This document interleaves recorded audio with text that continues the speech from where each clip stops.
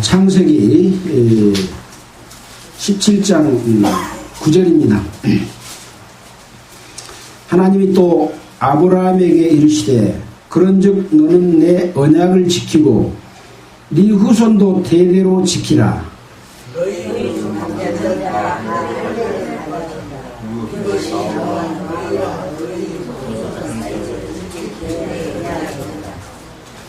너희는 양피를 베어라. 이것이 나와 너희 사이의 언약의 표징이니라.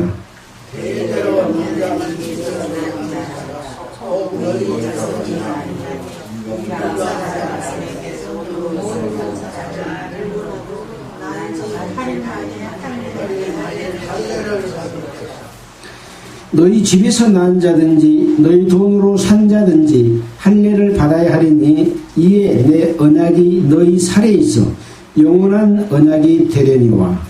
할례를 받지 아니한 자 그 양피를 베지 아니한 자는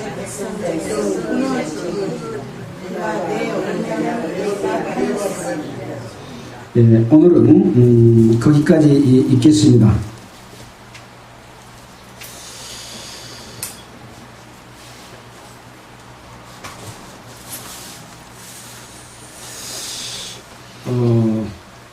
이 할례가 무엇이냐면 남자의 성기의 표피를 베는 겁니다. 포경수술이라고 하죠. 그것을 할례라고 말을 합니다.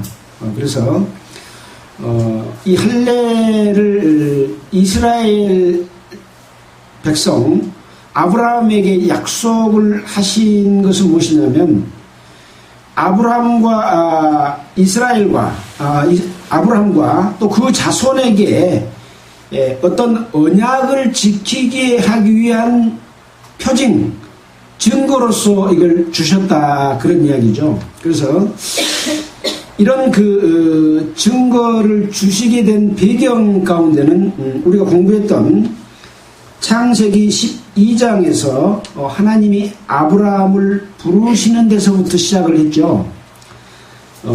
그래서 우리는 아담의 후손을 공부했고 아담의 후손 가운데서 이제 가인과 아벨에 대해서 공부를 했고 또 아벨 대신에 셋을 주셨는데 셋의 후예에 대해서 공부를 했습니다. 그 다음에 셋의 후손들이 번성해서 이제 노아의 홍수가 일어났고 노아의 홍수 이후에 셈과 함과 야벳으로 이어져 내려오죠. 그래서 항상 하나님의 역사는 하나님 편에 있는 사람, 하나님을 섬기는 사람과 하나님 편에 서 있지 않고 마귀의 뜻을 따라서 자기 욕심을 따라 행하는 두 갈래로 갈라져 내려왔습니다. 그래서 셈의 후예를 설명하면서 족보를 쭉 나타내 보였잖아요. 그것은 아브라함을 주셨다고 하는 그 족보 속에 아브라함이 있다고 하는 의미가 있습니다. 그래서 하나님이 아브라함을 택한 이유가 무엇인가? 아브라함은 어떤 마음의 소유자였기 때문에 택함을 입었는가? 아브라함은 과연 노아처럼 당시에 완전한 자라 그런 사람이었던가? 그렇지 못했죠. 그래서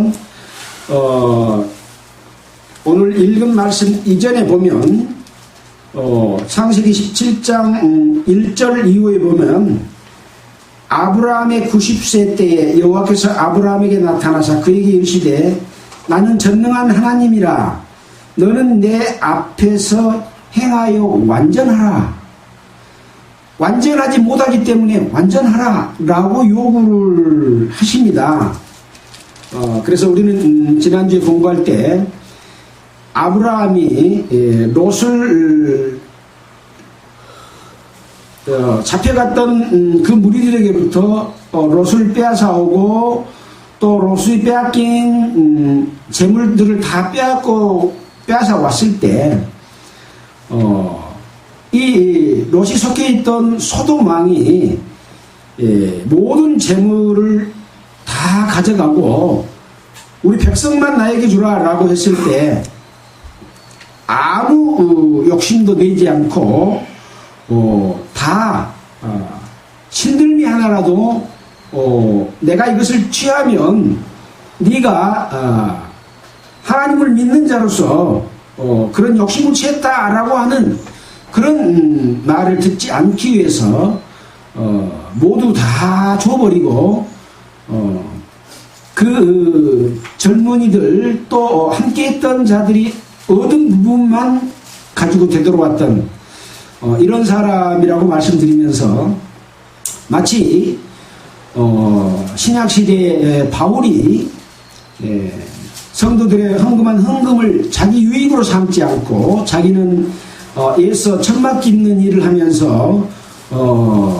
재물에 욕심을 내지 않으면서 내가 재물 이렇게 똑바로 쓰는 이유는 복음의 지장을 받지 않겠다라고 하는 말씀을 우리가 한번 연상해서 생각을 해봤습니다. 이제 아브라함을 부르셨고 이제 15장에서는 아브라함과 언약을 세우면서 네 몸에서 날짜가 네 후사가 될 것이다 라고 약속을 해주십니다. 그런데 아브라함은 15장 6절에 보면 아브라함이 여호와를 믿으니 여호와께서 이를 그의 의로 여기시고, 그러니까 아브라함의 몸에서 날짜가 후사가 될 것이라고 약속을 해주신 약속을 믿었다고 말을 하고 있습니다. 이 약속을 받을 때의 아브라함의 그 나이가 몇 세였을까요?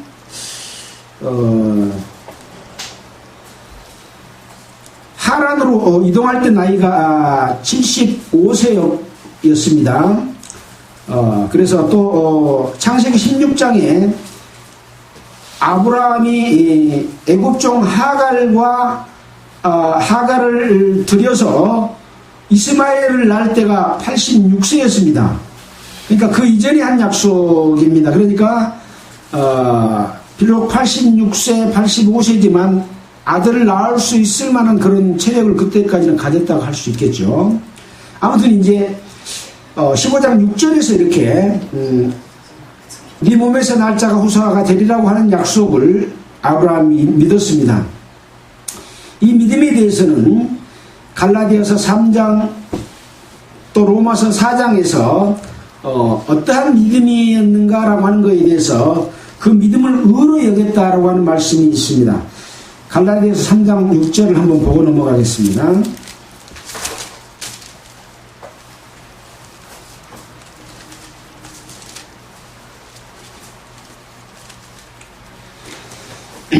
갈라디아서 3장 6절에 이런 말씀이 있습니다. 아브라함이 하나님을 믿으며 이것을 그에게 의로 정하셨다 함과 같으니라. 그런즉 믿음으로 말미암은 자들은 아브라함의 아들인 줄 알지어다. 또 하나님이 이방을 믿음으로 말미암아 의로 정하실 것을 성경이 미리 알고 먼저 아브라함에게 복음을 전하되 모든 이방이 너를 인하여 복을 받으리라 하였으니 그러므로 믿음으로 말미암는 자는 믿음이 있는 아브라함과 함께 복을 받느니라 라고 말씀을 하면서 아브라함을 이 하나님의 약속을 믿었던 것을 의로 정했다. 이와 같이 믿음으로 말미암는 자들은 아브라함의 아들인 줄 알지어다. 그래서 아브라함은 아브라함으로 고쳐줄 때 열방의 아버지, 모든 민족의 아버지라고 말씀을 해서 믿는 모든 자의 조상이 되는 그런 의미를 이야기합니다. 아브라함의 씨의 혈통은 아브라함에게만 속하지요. 열방은 아브라함의 씨의 혈통이 아니라 믿음의 혈통을 이야기합니다. 그래서 하나님을 믿는, 예수 그리스도를 믿는 우리도 아브라함의 후손이다라고 하는 것을 여기서 알 수 있는 거죠. 아브라함의 아들이라 이렇게 말하고 있습니다. 또 로마서 4장 9절로 14절을 한번 더 보고 넘어가겠습니다. 로마서 4장 9절로 14절.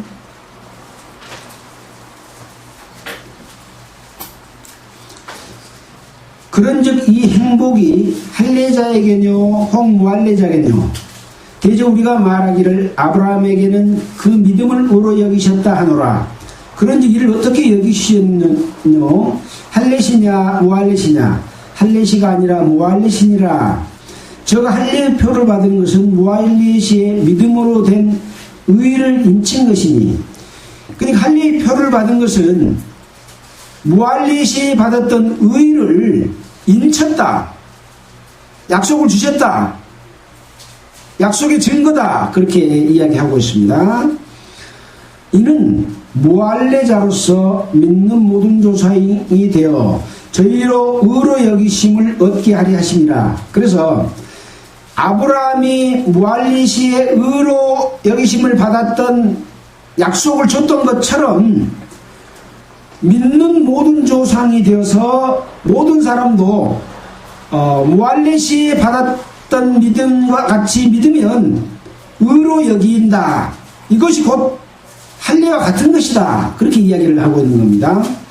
그래서 12절에 보면 또한 할례자의 조상이 되었나니 곧 할례 받을 자에게뿐 아니라 우리 조상 아브라함이 무할례시에 가졌던 믿음의 자취를 좇는 자들에게도니라. 아브라함이나 그 후손에게 세상의 후사가 되리라고 하신 언약은 율법으로 말미암은 것이 아니요 오직 믿음의 의로 말미암은 것이라. 이렇게 말씀을 하고 있어서 이 아브라함을 의로 여기신 것은 하나님의 약속을 믿는 믿음을 의로 여기셨기 때문에 믿는 모든 자의 조상이 됐다. 이런 말씀입니다. 자, 이런 약속을 받았습니다. 근데 창세기 16장에서 아브라함은 애굽 여종 하갈을 취해서 이스마엘을 낳는 기록이 나오게 됩니다. 애굽 여종을 취했습니다.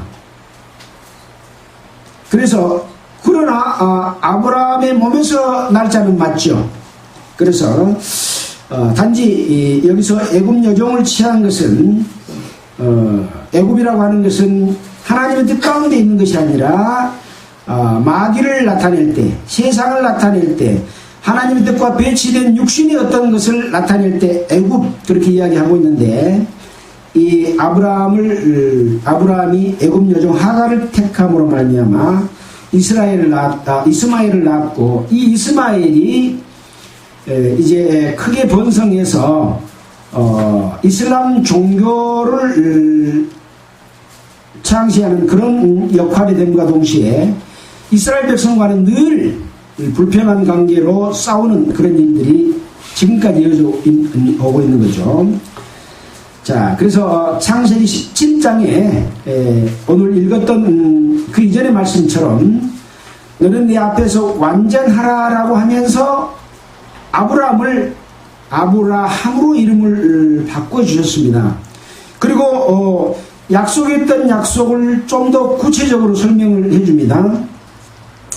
노로심이 번성케 하려니 나라들이 너에게로 쫓아나며 열왕이 내게로 쫓아나리라.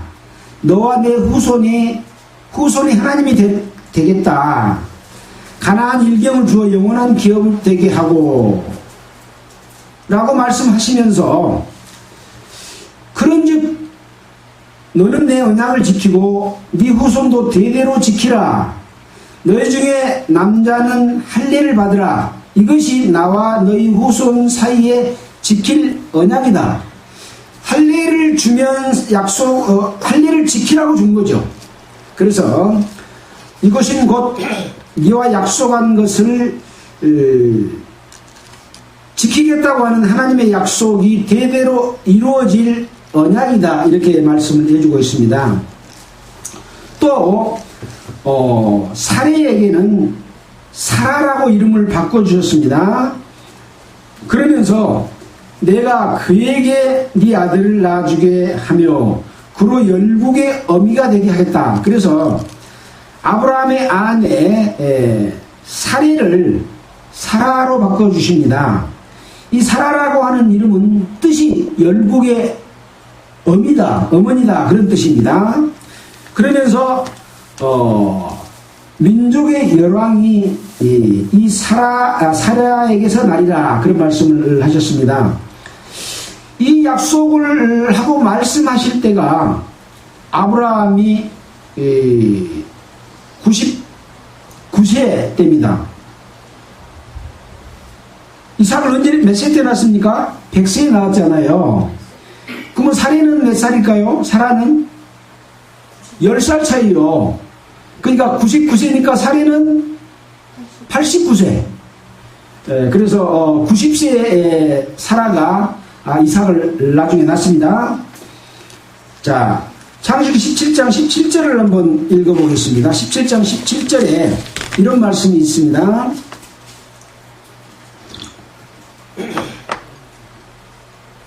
아브라함이 엎드려 웃으며 심중에 이르기를 100세 된 사람이 어찌 자식을 낳을까? 사라는 90세니 어찌 생산하리요 하고 아브라함이 이에 하나님께 고하되 이스마엘이나 하나님 앞에 살기를 원하나이다. 이 약속을 해준데 아브라함이 이 하나님의 말씀을 믿었어요, 안 믿었어요? 못 믿었어요. 근데 그 이전에 15장 6절에는 아브라함이 하나님을 믿음에 이것을 의로 여기셨다고 했거든요.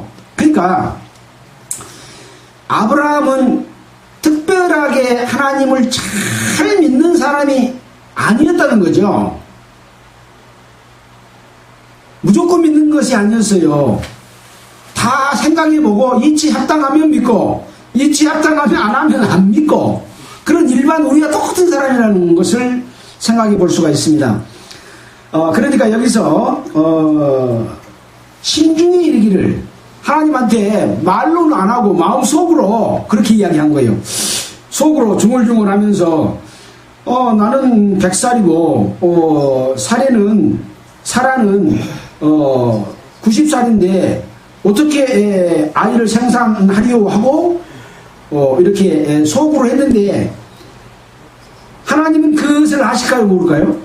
아시어요. 그래서 19절에 이렇게 말합니다. 하나님이 가라사대 아니라 네 아내 사라가 정녕 너에게 아들을 낳으리니 너는 그 이름을 이삭이라 하라 라고 말씀을 하고 있습니다. 자, 그러니까 이제 그 뒤에 또 나옵니다마는 이 사라의 몸 상태는 어떤 상태였느냐. 18장 한 장 넘겨서 11절을 한번 볼까요? 아브라함과 사라가 나이 많아 늙었고, 그러니까 아직 이삭을 낳기 전이니까 한 살 빼야 되죠. 100세가 아니죠. 99살, 89살인 거예요. 나이 많아 늙었고 사라의 경수는 끊어졌는지라.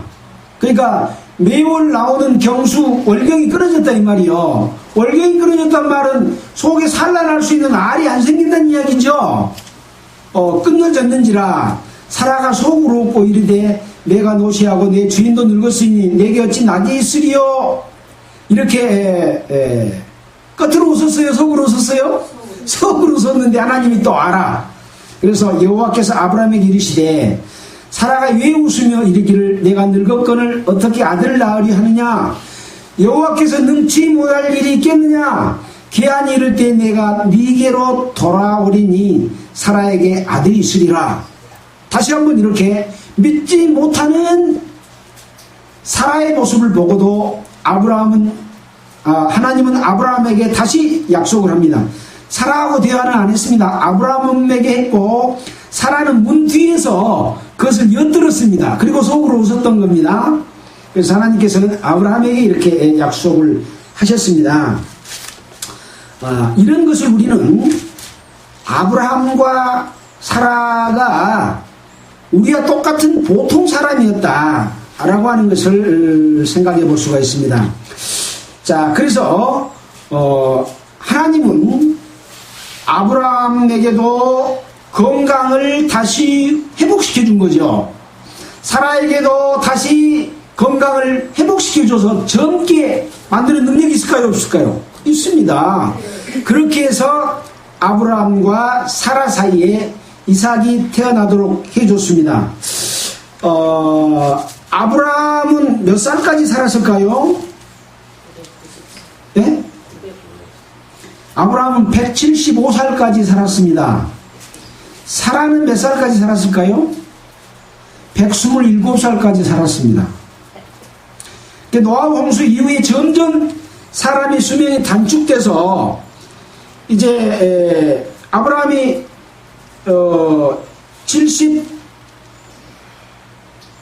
때 86세 때 이스마엘을 낳았다 그랬잖아요. 그때까지는 그래도 아이를 낳을 수 있는 그런 체력을 가지고 있었던 거죠. 그 이후에 이제 100세에 가까이 이르면서 그 능력이 떨어졌어요.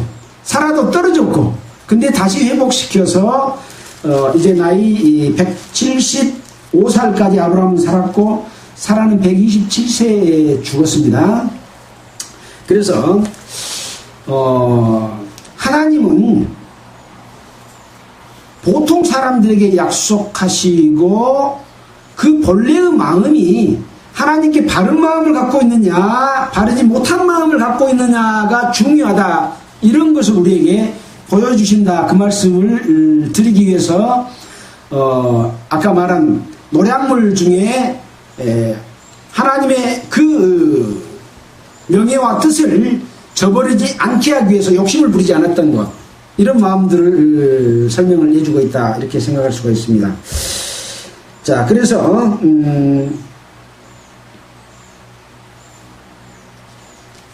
이런 약속을 주시는 그 표로서 할례를 행하도록 했습니다. 자, 그러면 이 할례를 아브라함과 그 함께했던 자들이 할례 받는 광경이 나옵니다. 제가 한번 찾아서 읽어보겠습니다. 17장 23절입니다. 이에 아브라함이 하나님이 자기에게 말씀하신 대로 이날에 그 아들 이스마엘과 집에서 생장한 모든 자와 돈으로 산 자 곧 아브라함 집 사람 중에 모든 남자를 데려다가 그 양피를 베었으니 아브라함이 그 양피를 벤 때는 99세이었고 그 아들 이스마엘이 그 양피를 벤 때는 13살이었더라. 당일에 아브라함과 그 아들 이스마엘이 할례를 받았고 그 집의 모든 남자 곧 집에서 생장한 자와 돈으로 이방 사람에게서 사온 자가 다 그와 함께 할례를 받았더라. 그러니까 할례를 받은 사람은 이스라엘 민족만 받았습니까? 아니지요. 이스라엘, 이게 아브라함의 혈통만 받은 게 아니고 돈으로 주고 산 종들도 아브라함의 집에 있으면 다 할례를 받았습니다. 그러니까 이 할례는 이스라엘 아브라함의 혈통에게만 준 약속이 아니었다 알 수가 있죠. 왜 그럴까요? 아브라함은 열국의 아비이기 때문에 그렇습니다. 그래서 이 할례는 하나님의 약속을 주신 것은 이스라엘 혈통에게 준 약속이 아니고 열국 모든 자에게 열려있는 할례인 거죠. 근데 이방 사람들 할례 받습니까? 물론 건강을 위해서 포경수술은 하지만 하나님과의 약속한 할례는 받지 않죠, 이방 사람들은. 그러나 이스라엘 민족들과 함께 산 종으로 산 자나 집에 사는 자들은 다 아브라함의 후손, 아브라함 이삭을 낳고 이삭은 야곱을 낳고 야곱은 12아들을 낳고 이런 그 대대로 이어지는 이스라엘의 민족들과 함께 산 나라 사람들은 할례를 받습니다. 그것이 예수님 때까지 쭉 이어져 왔습니다. 그리고 그 할례에 대해서 우리는 하나님이 우리를 택했고 우리와 하나님이 함께 계시다 라고 하면서 굉장히 선택받은 민족으로서 자긍심을 갖고 이방 사람들은 짐승 취급하는 우월된 그런 민족인 것을 자랑으로 생각하는 그 아브라함의 후예들 이스라엘 사람들입니다. 어떻게 보면 하나님의 약속을 줬기 때문에 한편으로는 그 말이 맞은 것 같지만 진정으로 하나님의 뜻은 이스라엘 혈통에 있지 않았다고 하는 것을 알 수가 있는 거죠. 이제 오늘 우리는 이 할례의 의미와 신약 성경에서 과연 할례를 어떻게 생각하고 있는지 이런 부분에 대해서 살펴보도록 하겠습니다.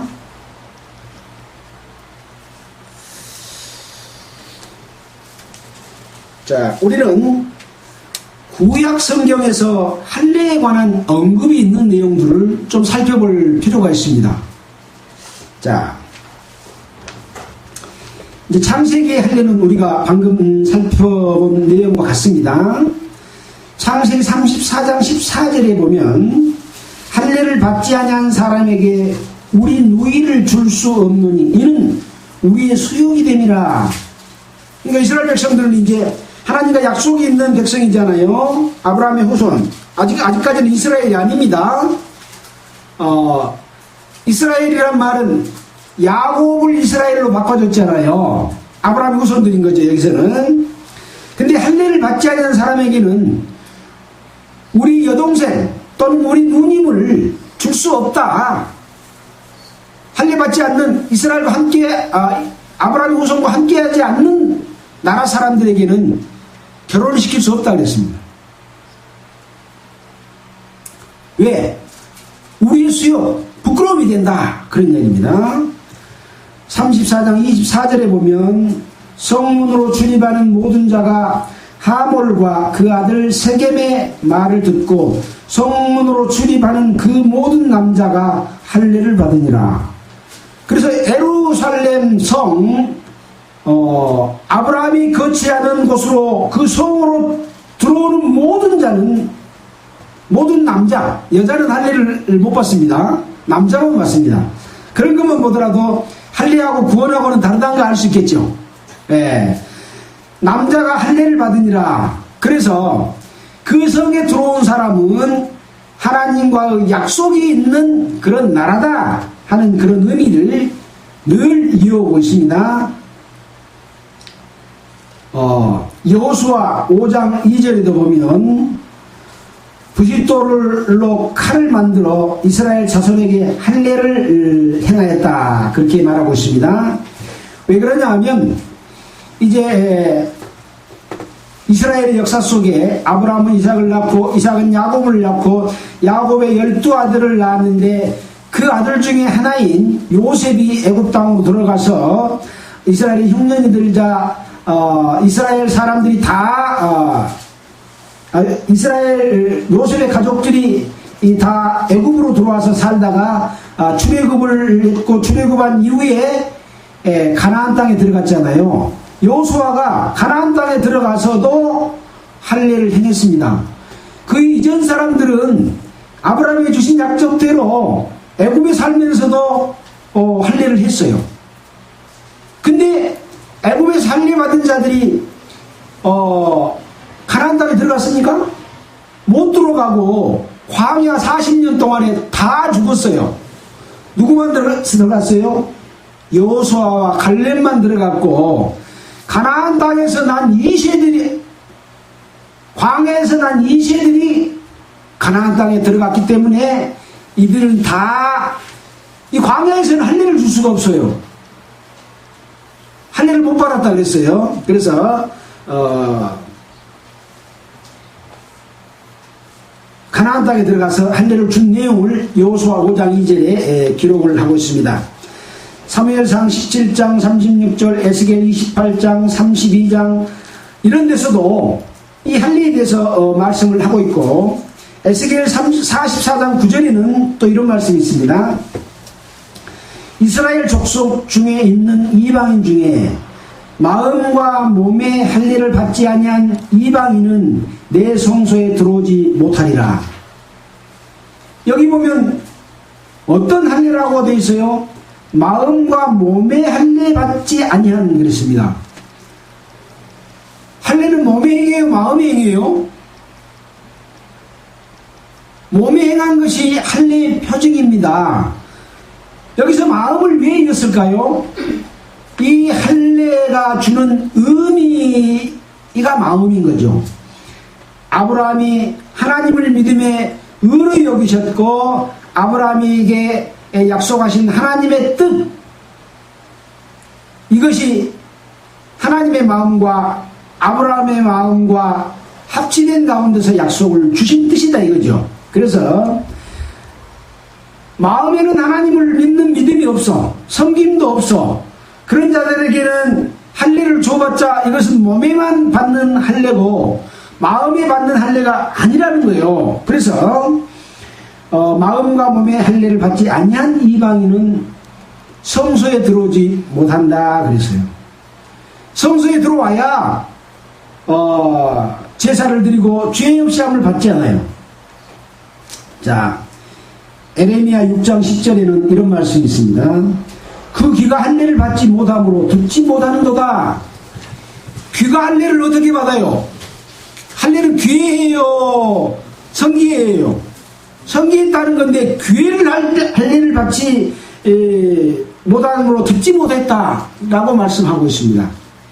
할례는 몸에 하는 할례는 표징일 뿐이고 하나님의 약속은 사람의 마음과 듣는 귀와 하나님께 순종하는 순종, 그 위에 그 안에 주신 약속이 진짜 할례다, 그런 이야기죠. 그래서 그 귀가 할례를 받지 못함으로 듣지 못한다. 그래서 예수님께서는 이 땅에 오셨을 때 귀 있는 자는 성령이 교회들에게 하시는 말씀을 들을지어다 라고 여러 번 말씀했죠. 또 특히 요한계시록에서 요한이 예수 그리스도의 말씀을 받아서 전하면서 일곱 교회에게 편지를 보낼 때 일곱 교회에게 모두 다 귀 있는 자는 성령이 교회들에게 하시는 말씀을 들을지어다 라고 말씀을 했습니다. 귀 없는 자는 어떤 자요? 귀에 할례를 받지 못한 자요. 예. 하나님의 말씀을 듣고 하나님이 살아계시고 역사하시고 죄인을 벌하시는 우주 만물을 창조하시고 능력이 많으신 하나님이시다.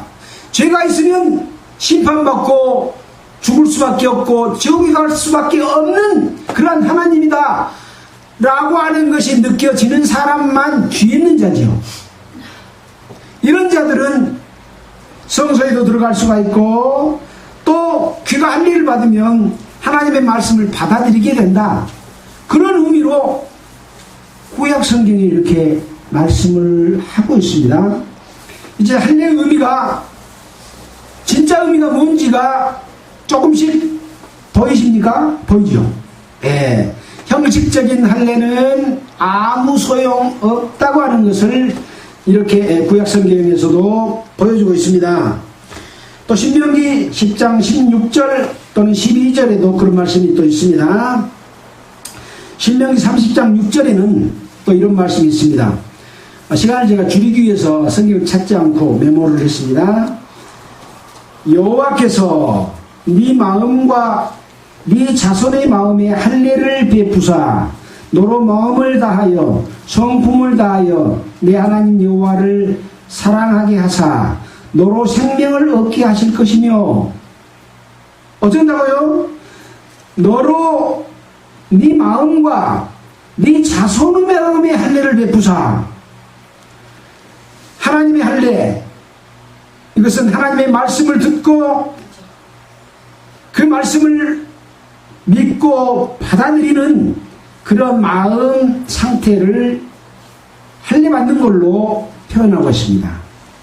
그래서 그런 마음이 생기면 이제 마음을 다해서 성품을 다해서, 이 성품은 하나님께로부터 오는 성품이죠.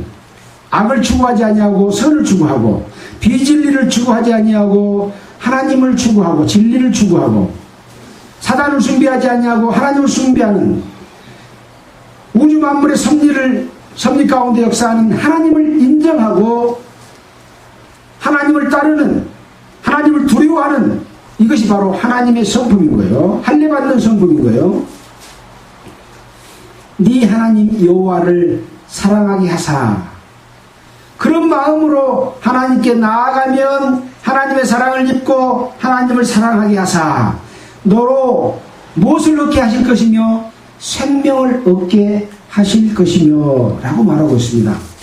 그래서 하나님의 살아계시고 역사하심을 믿는 그 눈과 마음과 또 성경 말씀을 듣고 깨달은 이 마음은 곧 뭐냐? 할례다 그 말이죠. 할례는 이런 겁니다. 육신의 표피를 베는 것이 이건 표직이긴 하지만 약속을 줬다는 의미에 보이는 거고, 보이지 않는 할례는 마음에 하는 할례다, 귀에 하는 할례다, 하나님의 성품을 갖도록 하는 것이고, 결국은 그렇게 해서 하나님을 섬기고 믿음으로 말미암아 생명을 얻게 하시기 위해서 할례를 줬다라고 하는 것을 말씀하고 있습니다. 에레미야 4장 4절에는 또 이런 말씀이 있습니다.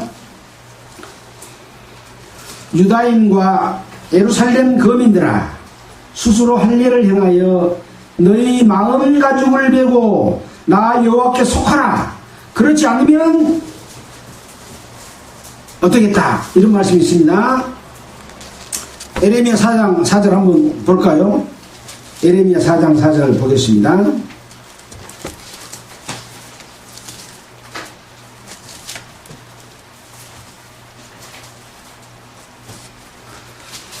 제가 읽겠습니다. 유다인과 예루살렘 거민들아, 너희는 스스로 할례를 행하여 너희 마음 가죽을 베고 나 여호와께 속하라. 그렇지 아니하면 너의 행악을 인하여 나의 분노가 불같이 발하여 살리니 그것을 끌 자가 없으리라. 그렇지 않으면 하나님의 진노가 불같이 발해서 너희를 멸할 것이다, 그런 말씀인 거죠. 여기에 너희는 스스로 할례를 행하며 너희 마음 가죽을 베고, 여러분 할례는 스스로 행할 수 있어요, 없어요? 자기 몸에 양피를 베는 것을 스스로 하는 사람은 아주 독한 사람이 이해는 못할 겁니다. 예. 그러나 여기 보니까 에레미야는 너희는 스스로 할례를 행하라 그랬습니다. 이것은 육신의 할례를 말할까요? 마음의 할례를 말할까요? 마음의 할례를 말하고 있는 거예요. 바로 그 뒤에 그것이 딱 답이 나옵니다. 너희 마음 가죽을 베고, 여러분의 마음에 가죽이 있다 이 말입니다. 그 가죽은 어떤 가죽일까요? 하나님을 보지 못하도록 두 겹, 세 겹 덮어 있는 가죽입니다. 이 가죽을 벨 때, 이 베는 것이 할례다. 가죽을 베고 나면 하나님을 보게 되는 거죠. 하나님을 만나게 되는 거죠.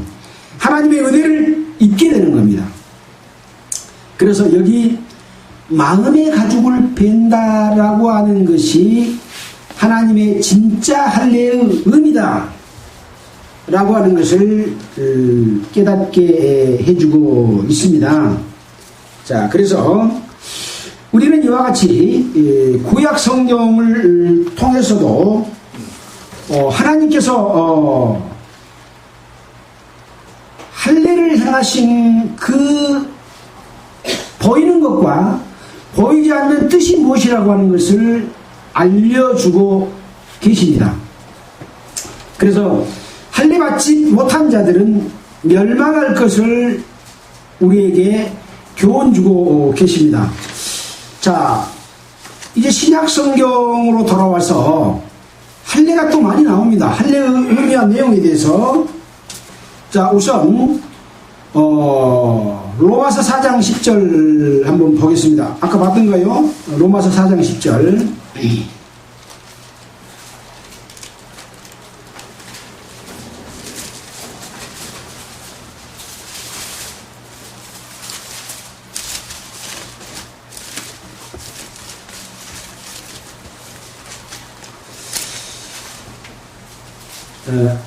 아까 봤던 내용입니다.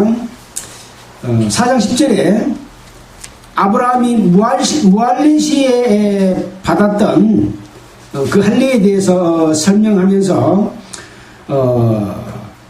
믿는 모든 조상이 되게 하려 하심을 얻게 했다고 하는 것과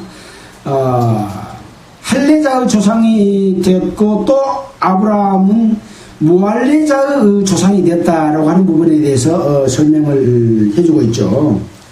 자, 로마서 또 4장 24절에는 23절부터 보면 21절부터 보겠습니다. 약속하신 그것을 또한 능히 이루실 줄 확신하였으니 그러므로 이것을 저에게 의로 여기셨느니라. 저에게 의로 여기셨다 기록된 것은 아브라함만 위한 것이 아니요 의로 여기심을 받을 우리도 위함이니. 여기서 로마서에서 우리는 누구를 이야기합니까? 사도 바울과 함께한 동역자들, 이 편지를 보낼 때 함께했던 자들과 로마에 있는 예수를 믿는 그리스도인들에게 우리도 위함이니 라고 말하고 있습니다. 곧 뭐냐? 예수 우리 주를 죽은 자 가운데서 살리신 이를 믿는 자니라. 예수는 우리의 범죄함을 위하여 내어줌이 되고 또한 우리를 의롭다 하심을 위하여 살아나셨느니라. 그러니까 아브라함은 하나님께서 주신 약속을 믿었습니다. 또 우리는 무엇을 믿습니까? 예수 그리스도가 우리 죄를 위해서 대신 돌아가셨고 우리 죄를 용서했다는 사실을 믿음으로 말미암아 하나님의 자녀가 되는 그런 길에 대해서 우리가 알잖아요. 바로 그 믿음, 그것을 곧 함께 설명을 하고 있습니다. 로마서 2장 25절에 보면 이런 말이 있습니다. 네가 율법을 행한 즉 할례가 유익하나 만일 율법을 범한 즉 네 할례가 무할례가 되었느니라. 26절에 그런즉 무할례자가 율법의 제도를 지키면 그 무할례를 할례와 같이 여길 것이 아니냐. 그러니까 할례를 받는 사람들은 율법을 지킬 의무를 가진 자라고 또 말하고 있습니다.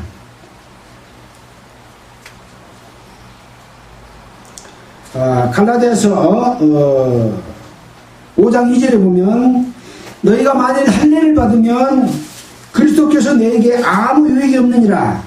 할례 받는 자는 율법 전체를 행할 의무를 가진 자라. 그렇게 이야기하고 있습니다. 그래서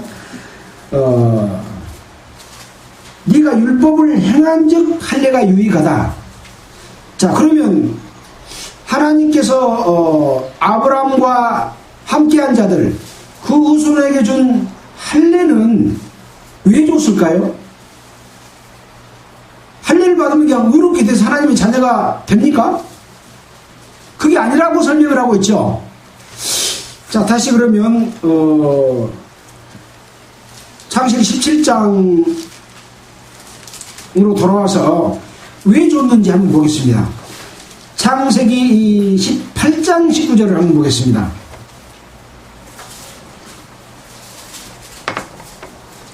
할례를 받으면 이스라엘 아브라함과 이삭과 야곱과 그 이스라엘과 함께한 무리가 다 천국에 가냐? 아니라는 거죠. 보겠습니다.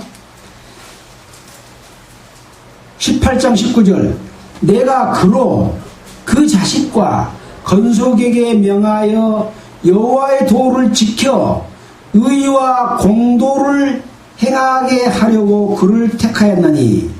그러니까 하나님이 아브라함을 택하고 할례를 준 것은 아브라함과 그 자식과 그 건속에게 명령해서 여호와의 도를 지켜서 의로움과 공도, 하나님이 우리에게 주시는 바른 길을 행하게 하려고 그를 택했다. 그런 이야기입니다. 그래서 하나님께로 하나님께로 나아갈 수 있는 그런 마음의 상태와 자세와 하나님을 섬기는 그런 마음이 있어야만이 나중에 마음의 할례 또 생명을 얻는 할례로 이어지는 거죠. 그것은 곧 우리가 성경에서 신약성경에서 배운 세례, 예수님과 함께 죽고 함께 부활하는 그 세례로 발전되게 되는 겁니다. 자, 또 신약 부분들을 조금 더 살펴보고 넘어가겠습니다.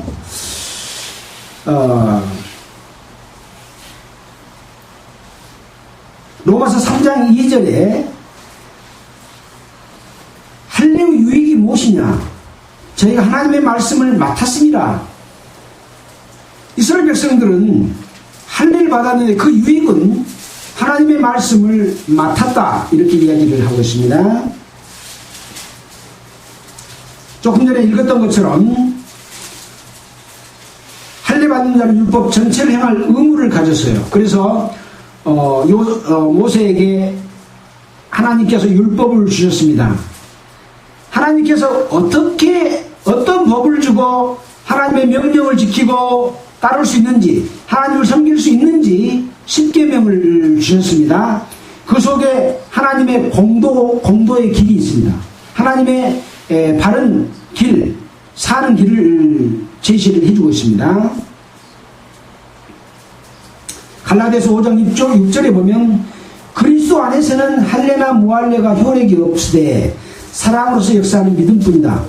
그리스도 안에 있으면 할례도 소용이 없고 무할례도 소용이 없어요. 왜? 아브라함이 할례를 받은 것은 무할례 시에 받았기 때문에. 우리도 무할례자로서 하나님을 믿으면 믿는 모든 자의 자녀가 되는 것처럼 아브라함을 아버지라 부를 수 있는 그런 길이 열린다고 또 말했잖아요. 자, 또 어떤 사람들은 갈라디아서 6장 13절로 15절에 보면 육체로 자랑하려고 할례를 받는 사람들이 있었어요. 나는 할례 받았으니까 하나님과 약속이 있는 자다, 하나님과 약속이 있는 백성이다 라고 자랑하려고 할례를 받은 사람도 있어요. 이건 바른 자세가 아니죠. 우리가 예배당에 나오면 세례를 줍니다. 예수 그리스도를 말미암아 세례를 받는 것이 뭔지, 거듭난 것이 뭔지, 죄사함이 뭔지 깨닫지 못한 사람에게도 세례를 베풀어요. 물론 지식적으로 가르쳐주고 답변하게 하고 세례를 주긴 합니다. 근데 그 전에 주는 또 세례가 있어. 유아세례.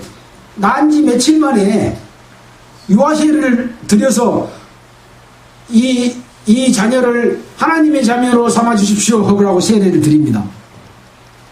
그 세례는 형식적인 세례고 의미 없는 세례예요.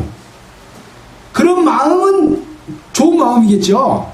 그러나 그런 것을 육체의 유익으로 삼으려고 하는 자들이 있었다고 하는 것이 문제인 거죠. 교인인 것을 나타내기 위해서 세례를 받는 것, 그게 아니지 않아요. 세례 받는 것은 무엇입니까? 세례는 산 자에게 줄 수 있어요? 없어요. 죽었다가 다시 산 자에게만 줄 수 있는 겁니다. 그래서 부활을 경험하지 못한 자는 세례를 받으면 그 세례는 헛세례입니다. 그런 내용들은 또 나중에 또 보도록 하겠습니다. 그래서 육체로 자랑하려 하는 그런 세례 받는 자들이, 할례 받는 자들이 있었다. 사도행전 7장 8절에 보면 할례의 언약을 아브라함에게 주셨더니 그가 이삭을 낳아 여드름 안에 할례를 행하고 이삭이 야곱이 우리 12조상을 낳으니, 그러니까 할례가 이어졌다고 하는 것을 말씀하고 있고, 사도행전 15장 1절에 보면 어떤 사람들이 예루살렘으로부터 내려와서 형제들을 가르치더니 너희가 모세의 법대로 할례를 받지 아니하면 능히 구원을 얻지 못하리라 하니, 바로 이런 문제가, 이 할례가 신약시대에 예수님께서 오셔서 우리의 모든 죄를 용서해주고 구원해주는 진짜 할례를 세례를 베풀었는데도 이스라엘 백성들은 그것이 무엇인지를 모르고 조상 대대로 이어온 할례를 받지 아니하면 구원을 얻을 수 없다 그렇게 이야기했어요. 근데 이제 사도 바울을 비롯한 또 베드로, 요한, 야고보 이런 사람들이 복음을 전해서 많은 사람들이 지금 예수를 믿고 구원을 얻어서 성령이 함께해서 살아가고 있잖아요. 근데 예루살렘에서 온 자들이 와가지고 너그 그 예수 그리스도로 말미암아 구원받은 것은 그것 갖고는 안 돼. 우리 조상이 주는 할례를 받아야 구원을 받을 수 있어 라고 가르쳤습니다. 할례가 예수 그리스도의 구원의 복음을 가로막는 역할까지 이어지고 있습니다. 왜? 그들은 그 할례를 육신의 것, 육신의 모양으로 생각했지 진짜 마음의 할례, 마음의 가죽을 베고 하나님을 받아들이지 못했기 때문에 그랬습니다. 그래서 예수님께서는 그들을 향해서 유대 종교 지도자들, 대제사장, 장로들, 서기관, 바리새인들에게 독살 자식들아 라고 말했잖아요. 그것은 육신으로는 그 사람들 다 할례 받은 사람들이요. 근데 그 속에는 누가 들어있어요? 마귀가 들어있는 거예요. 너희의 행동을 보니까 너 그 아비 행사를 한다. 너 그 아비는 마귀다. 예수님께서 그렇게 말씀하셨던 겁니다. 바로 예수 그리스도의 복음으로 말미암아 구원받은 자들에게 이 로마 사도행전에서 이렇게 구원을 받지 못한다라고 말씀을 했습니다. 자, 그래서 이 사도 바울이 예루살렘 회의를 붙여서 야고보가 그때 회의의 회장 역할을 해가지고 결론적으로 내린 그 일이 있었죠. 그래서 피채 먹지 말고 또 최소한의 어떤 것을 지키라고 하는 이런 거에 관해서 결론을 내려줬던 내용들을 우리는 또 사도행전을 공부할 때 공부를 했습니다. 또 사도행전 11장 2절에 보면 베드로가 예루살렘에 올라갔을 때 할례자들이 힐난했습니다. 가로되 네가 무할례자의 집에 들어가 함께 먹었다. 그러니까 할례를 받지 않는 사람과 할례를 받은 이스라엘 백성들은 함께 먹을 수 있어요, 없어요? 먹을 수 없도록 해놨어요. 아까 성에 들어올 때 성에 들어온 자를 다 할례를 시켰잖아요. 근데 집 안에서 함께 먹는 할례 못 받은 자가 있으면 함께 먹을 수가 없는 것은 당연한 그 사람들의 전통적으로 이어오는 그런 할례의 모습이었던 거죠.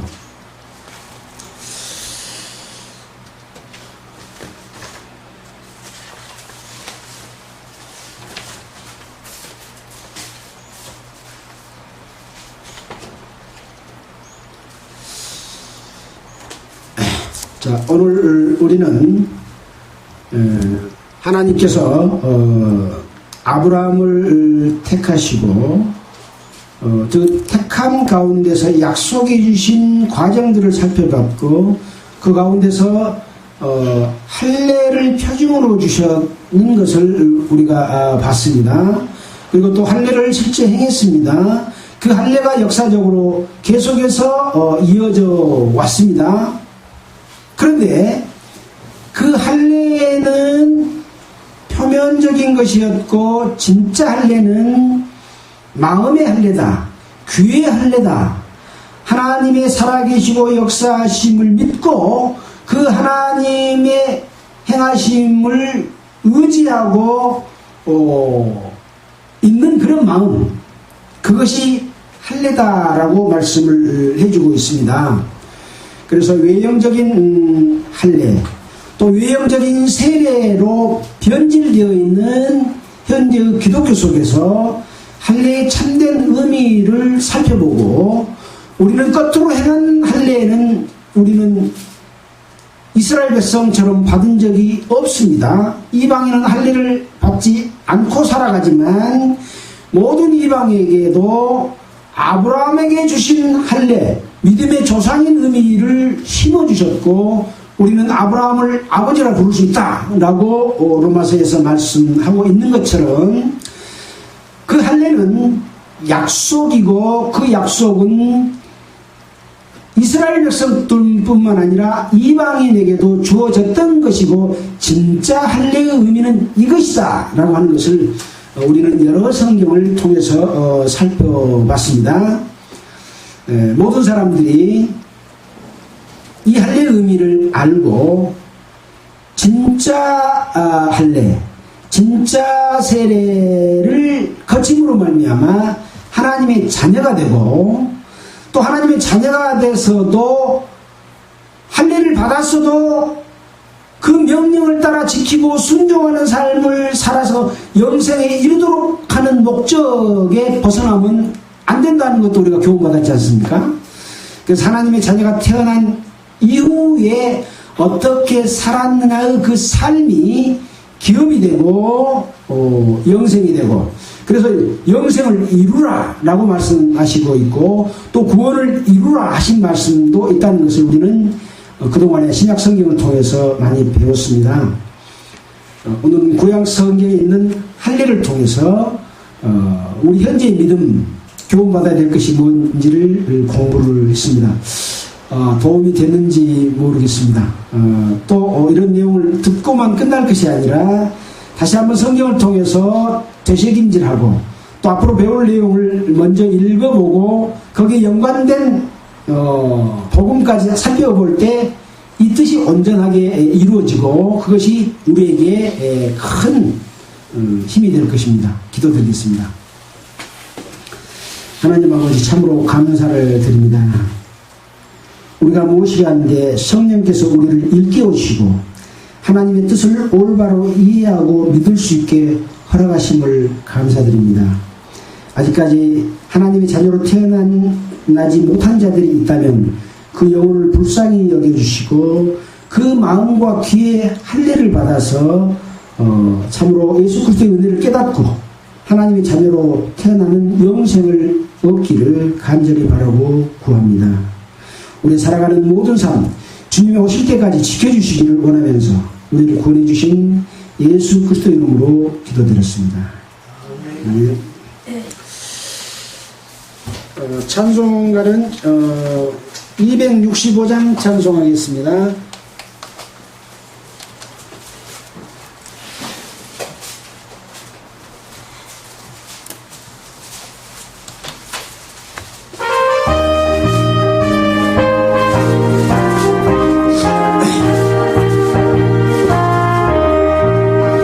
옳은 길 따르라 의의 길 세계 만민의 의의 길 이 길 따라서 살 길을 온 세계에 전하세 만 백성이 나갈 길 어린 밤 지나서 동든다 환한 빛 보아라 저빛 주 예수의 나라 이 땅에 곧 오겠네 오겠네 주 예수 따르라 승리의 주 세계 만민이 돌아갈 길과 진리요 참 생명 내 장검을 부수고 다 따르라 화평와 어린 밤 지나서 동든다 환한 빛 보아라 저빛 주 예수의 나라 이 땅에 곧 오겠네 오겠네 놀라운 이 소식 알리오라 세계 만민을 구하려 내 주 예수를 보내신 참 사랑의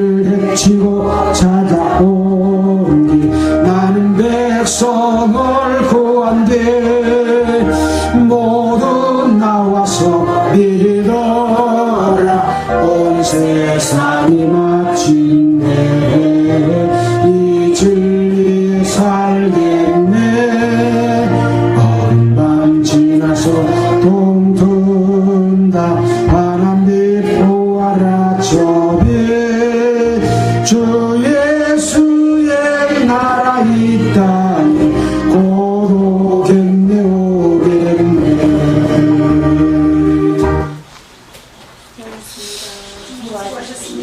예, 마치겠습니다.